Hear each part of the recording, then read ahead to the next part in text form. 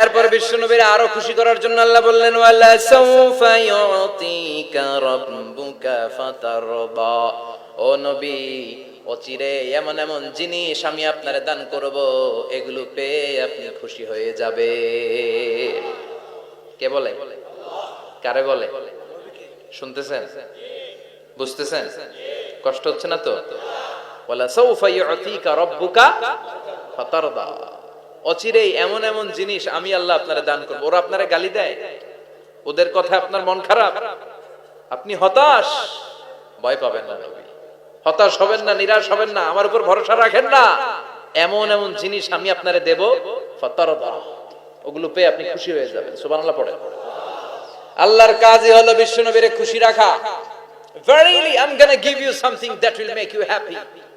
এমন জিনিস আপনারে দেব নবী, আপনি খুশি হয়ে যাবেন। আল্লাহর কাজই হচ্ছে বিশ্বনবীর খুশি রাখা। যেখানে বিশ্বনবীর মন খারাপ, ওইখানে বিশ্বনবীর আল্লাহ আছে না নাই? বিশ্বনবীর উপাধি দিয়েছেন আল্লাহ হাবিবুল্লাহ। কি দিয়েছে? আর সাইয়েদনা ইব্রাহিমের উপাধি খলিলুল্লাহ। দুইজনই আল্লাহর প্রিয়, দুইজনই উলুল আজমি মিনার রাসূল। কিন্তু খলিল মানেও বন্ধু, হাবিব মানেও বন্ধু। খলিল মানে এমন বন্ধু যেই বন্ধু আল্লাহরে খুশি করার জন্য কাজ করে, আর হাবিব মানে এমন বন্ধু যেই বন্ধুরে খুশি রাখার জন্য আল্লাহ নিজেই কাজ করে।